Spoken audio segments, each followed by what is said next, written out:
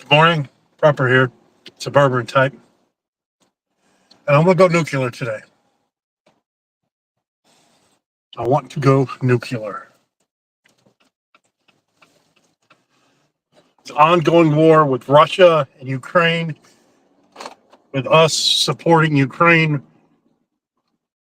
At what point is it gonna go south and go atomic? At what point will hostilities cease and not escalate? Right now, the Ukrainians are throwing drones at everything that the Russians have.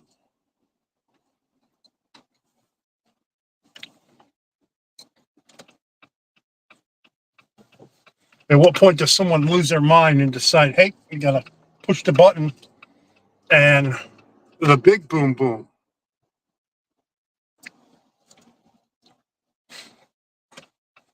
Let that sink in for a minute.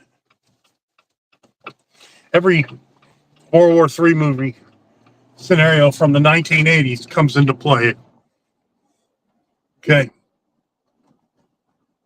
But let that sink in for a minute. You, as a prepper, probably won't make it if a atomic goes off in your vicinity. Now, obviously, depending on where the nukes fall,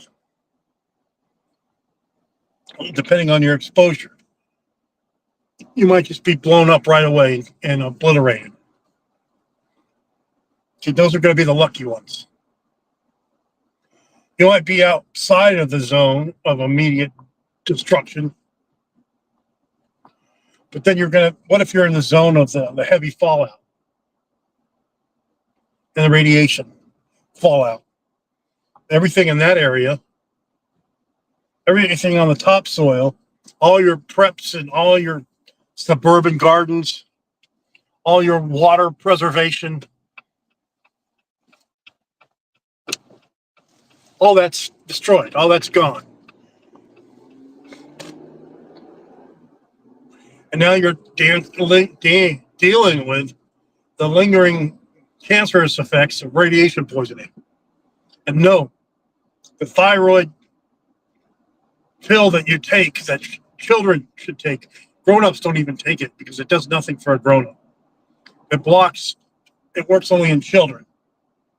The other radiation pill is Prussian blue that grown-ups can take. It'll help them shit out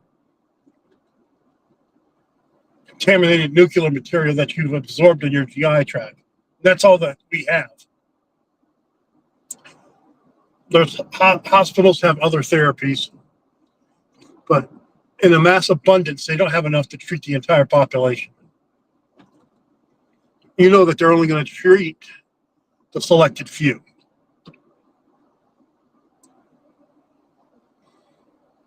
How long will that cachet of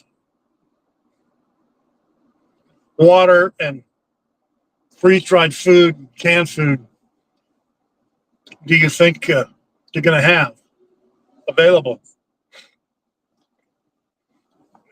How many of us really have a nuclear fallout shelter set up, ready to go in case shit hits the fan? How many? How many of us can afford something like that? That's right. I can't. My nuclear fallout shelter is my basement.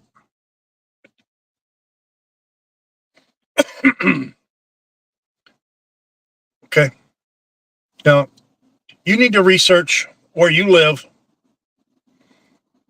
If you're in a town or an urban area or country where if an atomic hits, are you at threat for being a direct exposure or the residuals of the radiation?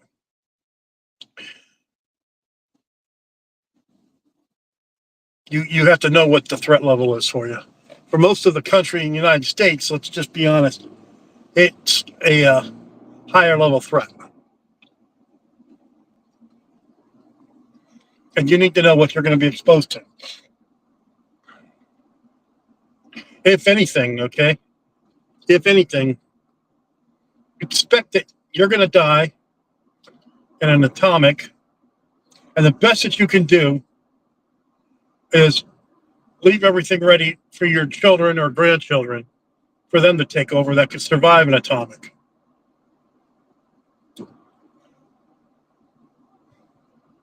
Let that sink in for a minute again, folks.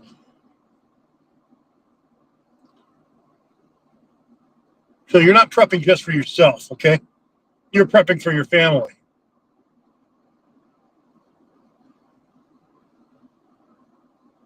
When it comes now, I like to refer nuclear weapons. I'm an old school guy. I refer to them as atomics. Okay, I know there's different types of atomic weapons, but I just use the general term atomics. It says we're not talking about a weapon going off in the air causing an EMP, which will also happen with an atomic bomb. Although that's a complete different subject that I've talked about before. I'll talk about it again. I'm not even talking about a dirty bomb that goes off in a city as a terror threat, which is still pretty devastating. You know, the big bang, or nuclear devastation, atomics. Was it really worth? Just hear me out on this. You're going to sound somewhat. Was it as humanity, for the sake of humanity? Was it really worth dropping the atomics on Nagasaki and Hiroshima, knowing the global implications of how stupid we are as humans, that we would actually aim these things at each other after the fact and threaten to destroy each other and because of our belief systems?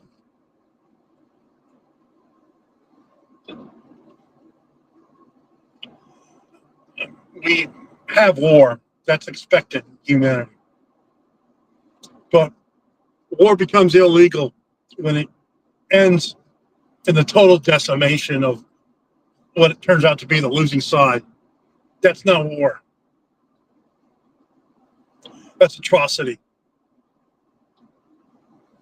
And basically, we have all our ducks in a row lined up. Rah, rah, rah, patriotic. We're going to nuke the bad guys. They're the same way. Rah, rah, rah, patriotic. We're going to nuke these bad guys. And then what? The end of society. Thousands of years of growth of humanity gone in a blink of an eye. I don't even know if we'll go back to the Stone Age. But we might. Because I don't know. Just think about that for a minute. I don't know. It doesn't sit well with me. For a national government, a country, to have a policy of using a nuke as a last resort, well, the United States made that happen in World War II when we bombed. And these were small nukes, okay? They were just small city-sized nukes. But the global implications are still there. The world will never be the same. We can't go back in time and change what we've done. We can go back in time and look at it and learn from those mistakes, that we should never use nukes on each other. Humans should never use nukes. Basically, you're using the power of the atom. One of the smallest things that make everything. We're using that power. It's not the power of God. We're going to learn down the road that there's even more powerful, as we break the atom down further, there's more powerful energy that can be cycled out of subatomic particles. Right now, you know what we use nuclear energy for? How we use it for energy? There's no magic engine or anything. All it is we heat water with it. And it turns a turbine. And it generates electricity just like any other power source. Okay, it turns a turbine from the hot water, some friction basically. An atomic reaction causes friction, makes the turbine turn, and that turbine, you put it through coils, and it generates a current. And that's basically, we're using atomic weapons. Okay, we're going back to a turbine to power a coil, and the coil produces a stream of energy. How backwards that is. I'm not an atomic specialist, okay? How we could directly harness the power of atomic radiation.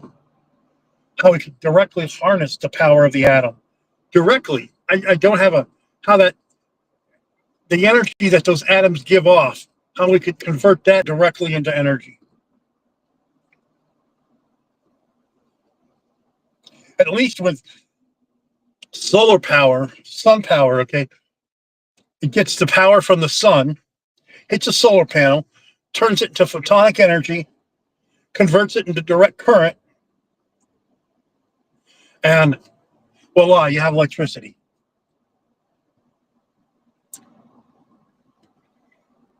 Even more, one thing that we don't really fully understand is photosynthesis.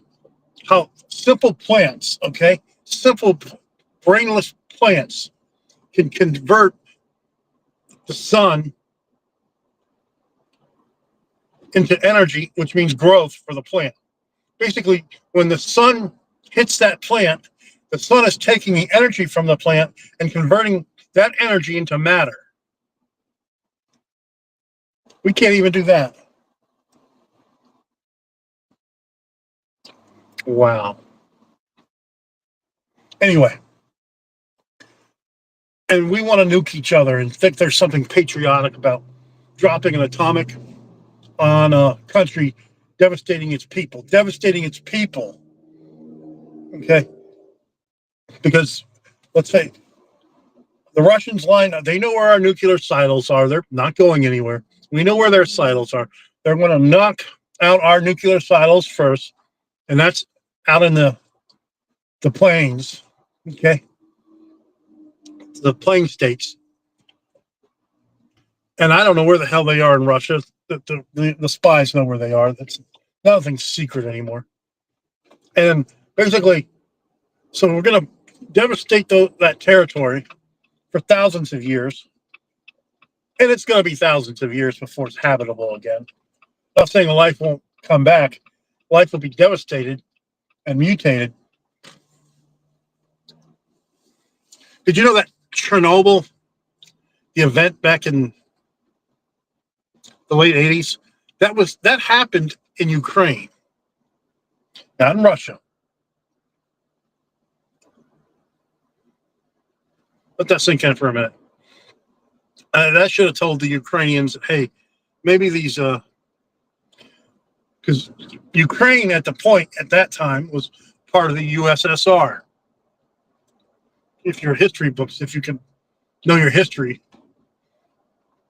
most people don't even know where Ukraine is on a map, much less you could just point at a map and probably hit Russia or China just by closing your eyes and pointing at it.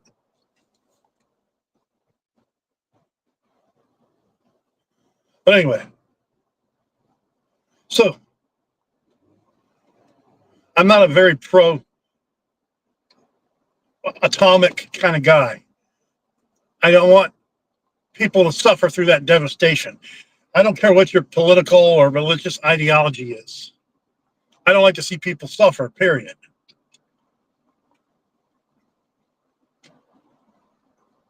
I'm also not going to go sing Kumbaya, my lord, Kumbaya.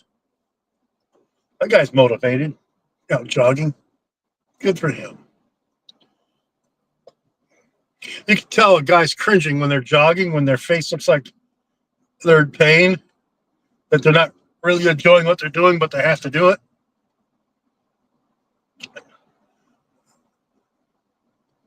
But the good thing is the guy's jogging on grass, which is a lot better than jogging on cement.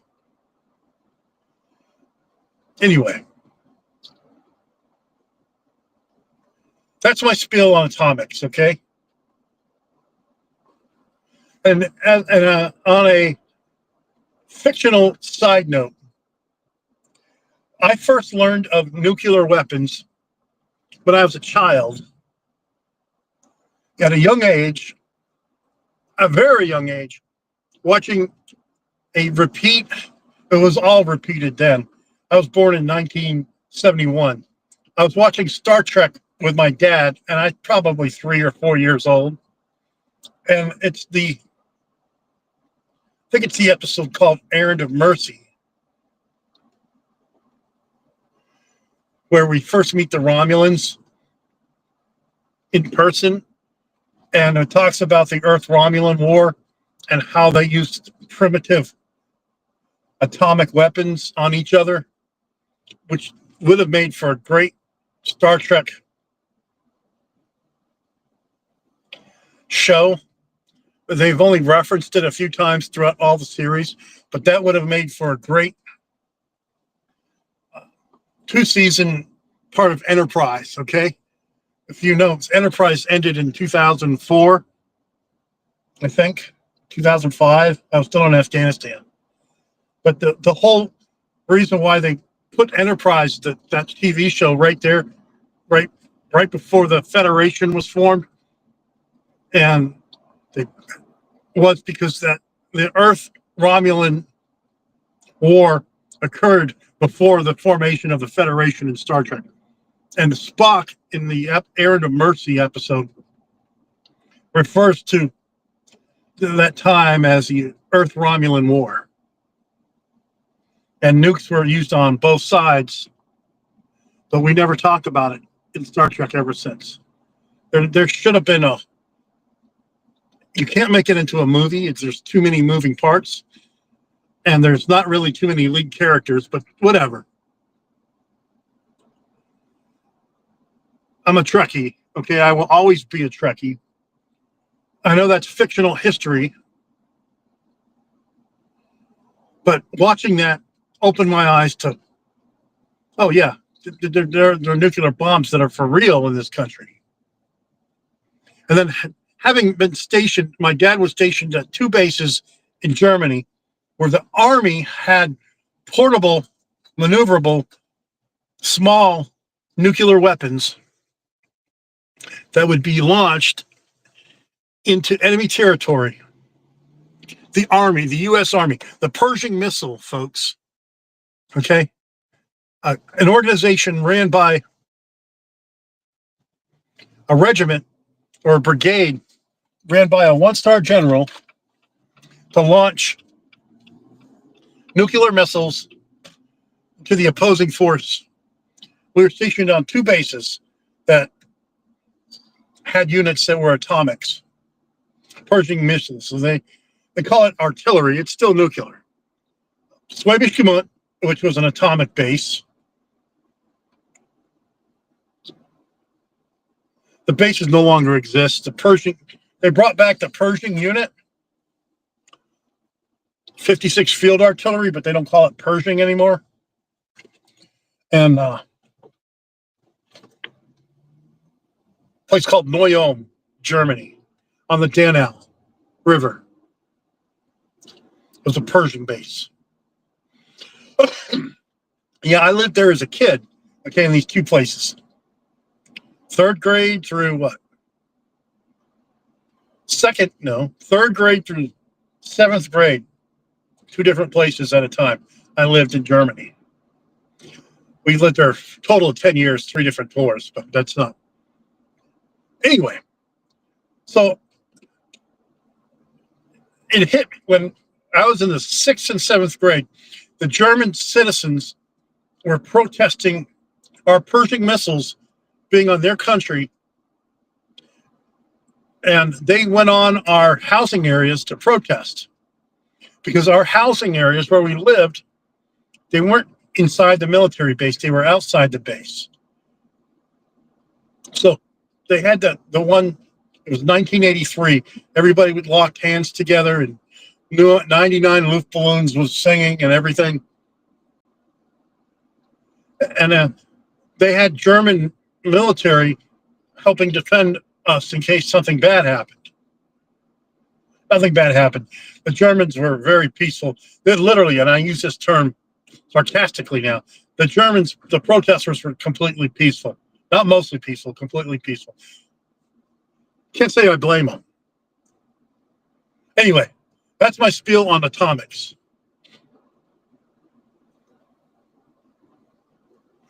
Am I a subject matter expert? I know more than the average person. I don't have a degree in atomic weaponry or atomic chemistry. It's a chemical reaction too, isn't it? This nuclear reaction. Because when a nuke goes off, every element that's created in the universe gets created at the same time a nuke goes off. Did you know that? At different levels? Yeah. That's alchemy right there. Alchemy, folks, that's chemical, that's heat and alchemy. Alchemistry, look it up. So I'm going to stop. That's going to be my spiel on atomics. Okay? Take a deep breath.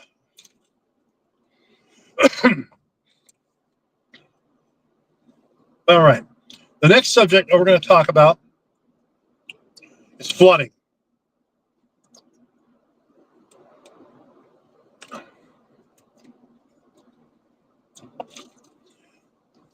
The flash flooding that they had in Texas, where these children were killed. And last night, here in the Chicago area, in Garfield Park, there was a mass flash flooding that occurred. So me being a medical person, when a flash flood occurs, you can only react so fast to rescue people. It's sad, and nobody wants to see people die from a flood. But what's sad too is the after effects of a flood, the contaminated water that you're walking around. And yes, folks, that water is contaminated, okay? It's contaminated with everything that's on the ground, all the shit that's on the ground, okay? The feces, the germs, the bacteria, the fungus, the mold, all the chemical contaminants around the ground, and anything else that's open, all the carbon, oil, acid, everything. And that becomes part of the flood. And you're walking around in that. And you got to deal with those kind of consequences. A couple of days ago, I did a video on flooding. And I wanted to discuss the health consequences of the flooding. Not how to prevent, you can't prevent a flood from happening. Okay. Everybody knows how to try to get out of a flood. I'm not going to explain that. I wanted to go over the different bad case scenarios that happen after the flood, the skin infections, and so forth. And that's my video that I did the other day. And just happens, and I gear my video as to suburbia and urban areas. Because there's only so much, we have only so many places to run in the urban and suburban areas. When you're out in the country and there's a flood, there's gonna be some high ground. There's some diversion that you can create, and you're gonna know if you live in a flood zone. One reason why floods occur where people live is if you look at where the majority of people live throughout the history of time, okay, guess what? We always live by a water source.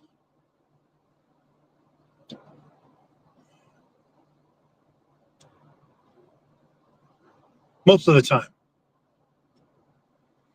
But just follow the water, and that's where your population centers will be. And when you have the population centers by water, well, that puts you at higher risk for getting flooded. I would never want to live in a state that doesn't have a water source nearby, like Arizona, certain parts of Texas,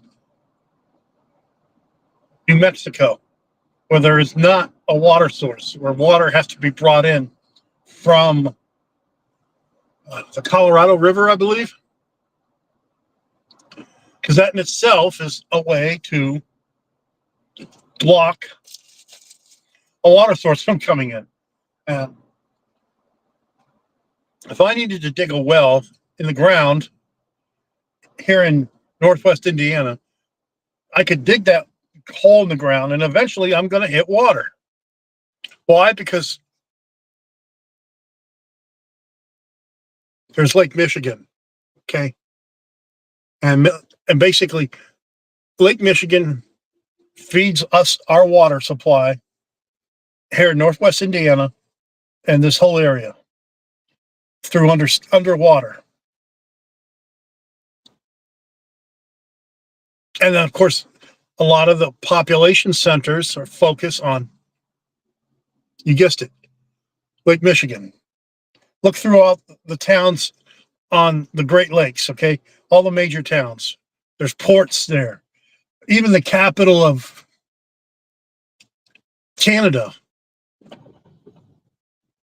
is on one of the Great Lakes, or one of the tributaries of the Great Lakes, one of the rivers. Our capital, United States of America, Washington, D.C. Guess what, folks? It's on the Potomac, part of the Atlantic Ocean. Am I right, or am I right?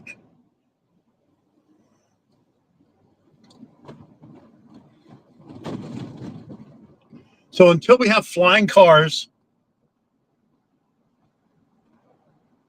humans are going to settle where water is. I just had to get that off my chest.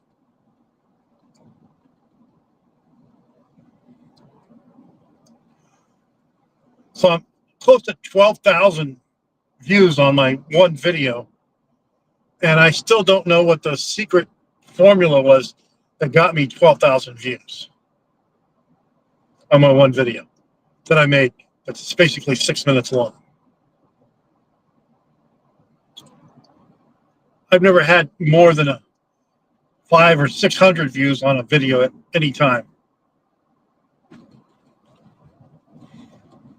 For me to get over 100 views on a video when I first released it, great. But I watch the videos on, this is about prepping and making videos, okay? So I'm going to probably lose some people. But I make prepping videos. I'm a prepper.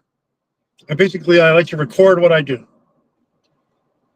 I don't record every single event or every little single prep that I make.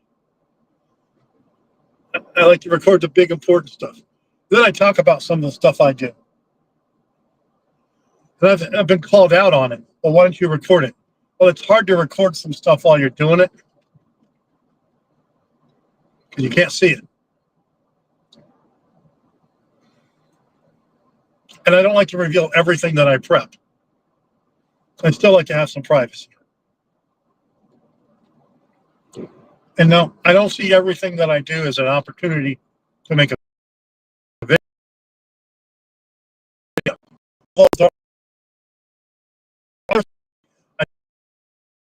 a video for. One being this handheld chainsaw is literally a chain from a chainsaw, and you use it to cut down limbs and stuff from trees. Although I do have like 5 different ways I could already cut that limb down, both mechanically and electronically. It'll make for a pretty cool video.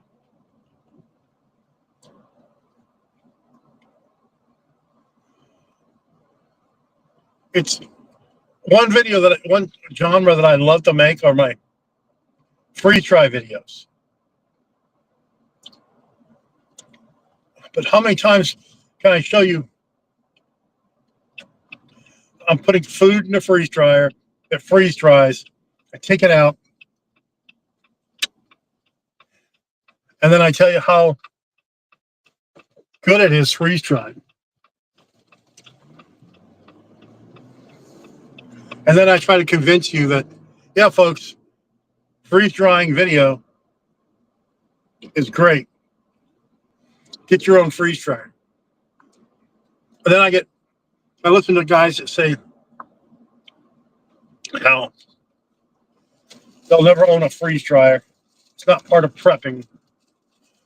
But yet they'll have a dehydrator that dries food out. It doesn't freeze dry it. And say, yeah, this is part of prepping. But the most expensive dehydrator is what? $400. The least expensive freeze dryer, about $1,200, $1,300 now. The prices have gone down. It's 2 complete different processes. I still believe with freeze drying that it's the ultimate snubbery way to survive. Of course, you have to have your oxygen absorbers, and you have to have things to put them in a Mylar bag. You can use other things to secure your freeze dry, but the Mylar are great bags. They have a good seal. I mean, when you buy stuff that's freeze dried already, the containers it's in, they're freeze dried in their Mylar bags. And when I don't get those, preppers who want to be as independent as possible, but yet they're going to rely on another company, a company, to make their own freeze-dry food for them. And then you look at the prices of the freeze-dried food, and it's not cheap. And they're not using high-quality foods. Let's face it. How much freeze-dried soup can you really eat? And they're charging you an arm and a leg for just basically freeze-dried soup. And it's just the base of the soup. And that's nutrition? No. Like when I freeze dry my stuff, I cook the food. Okay? I cook it. I don't like raw meat in my freeze dry. And I will tell you, it's meat, vegetables, and fruit that I mostly freeze dry. Yeah, fish too, shrimp. Okay. I freeze dried shrimp. I've not freeze dried fish. I just don't know if I can get over the odor. And I don't know that. I guess I could freeze dry fish. I haven't done it.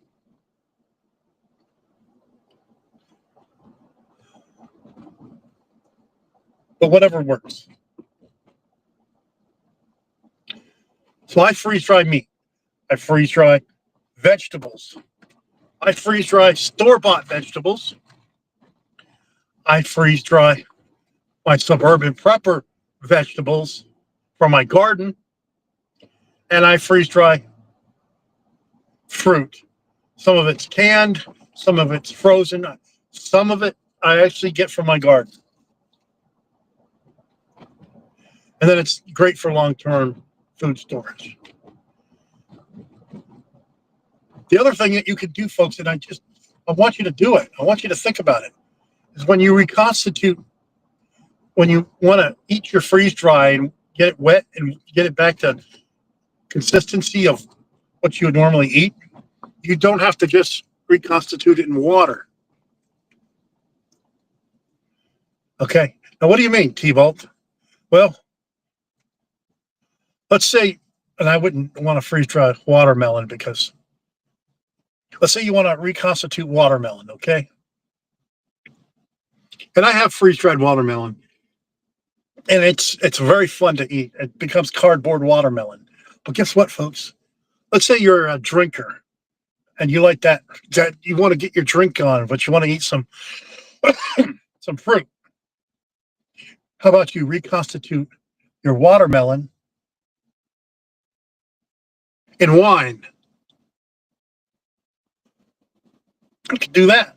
Have that as at the party. You could reconstitute. If you want to get your buzz on and you want to get some fiber and nutrition, reconstitute that watermelon with vodka, or as Chekhov likes to say, vodka. I'm a Trekkie. Okay, don't forget these things. And for my next freeze drying video, I'm going to get some hamburger meat, some shredded hamburger meat. I'm going to cook it in my solar cookers outside. Okay, my oven little cookers. Get it to a nice, get it all cooked up and all delicious and get everything. But I have to drain the fat. You can't freeze dry fat, a lot of it.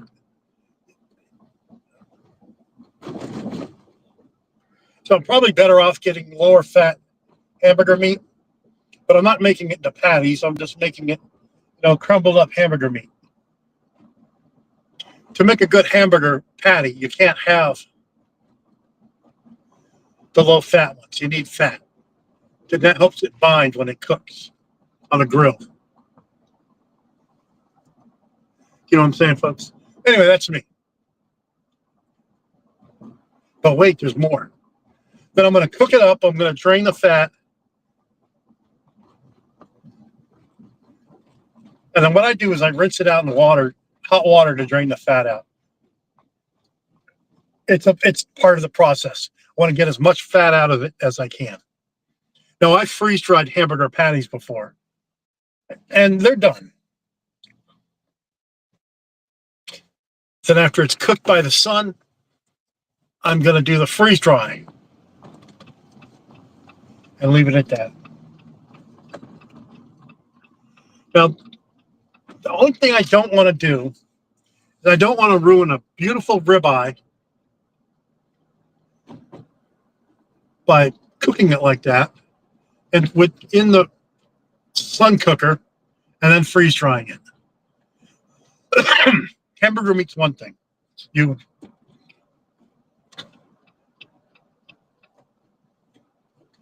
But I'm not going to cook a beautiful steak basically in its own water and then freeze dry it. If I'm going to cook a steak and freeze dry it, I'm going to cook the steak on the grill.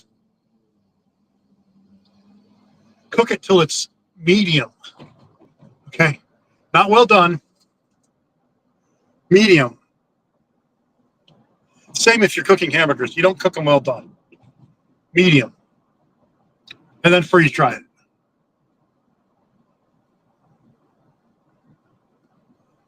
All right. So that's why I think every prepper should have a freeze dryer. And yeah, they require maintenance and upkeep. That's where you as a prepper have extra parts on hand. So when you're prepared when shit hits the fan, you'll have those extra parts on hand. It goes to my original, I have solar panels on the top of my house. So I will have a way to run that freeze dryer when shit hits the fan. I can continue to make freeze dried food. But don't. So here's the thing, folks. When I started my garden this year, okay, I had a couple of plants pop up, and I knew they were either going to be cucumbers or something in the family of cucumbers. Okay. And a couple of my beds from previous years that I didn't take all these seeds out. And here's the thing, folks. They grew, and I just let them grow. And I took one out of one bed because I wanted that bed to be focused solely on growing my sweet potatoes.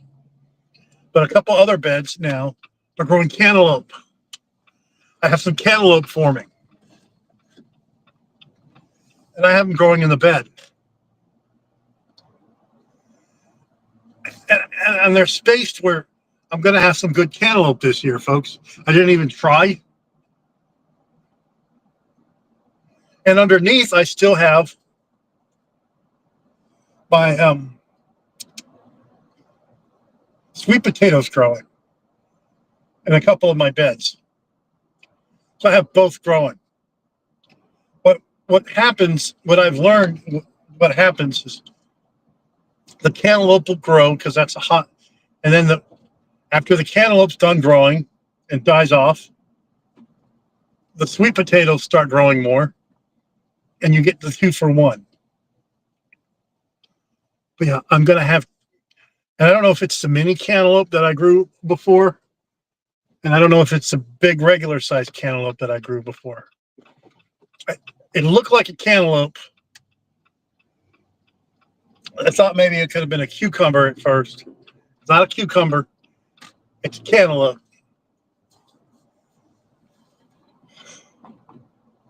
So what I'm going to have to do is tie down the vines as they're growing to hold them, support them in place. And I have it all ready anyway. Because I do have the chicken wire that the vines are going to be supported on in the oh, look at this lady, in the raised beds. Now, I did this the year before, last year, and the thing is, I let my cantaloupes sit too long. I didn't harvest them at the right time. So last year, I made mistakes about when to harvest cantaloupe. And a couple of cantaloupe got spoiled. A couple of them I harvested too early. Some I harvested too late. And I know what happened. The ones I harvested too late, I put in my compost bin. And I should have taken enough seeds out or saved the seeds, because those seeds are pretty fertile. Note to self, everyone else, don't compost seeds. They'll just grow.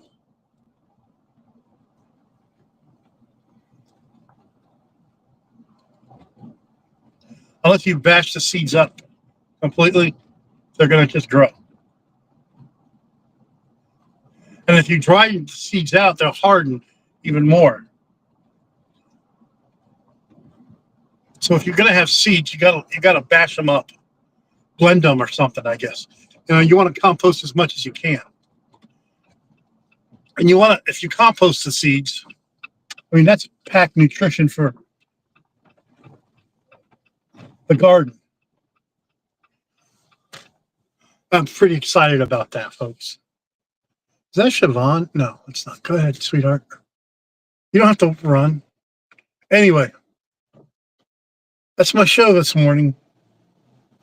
I went from talking about atomics to flooding to freeze drying and to my prepper garden.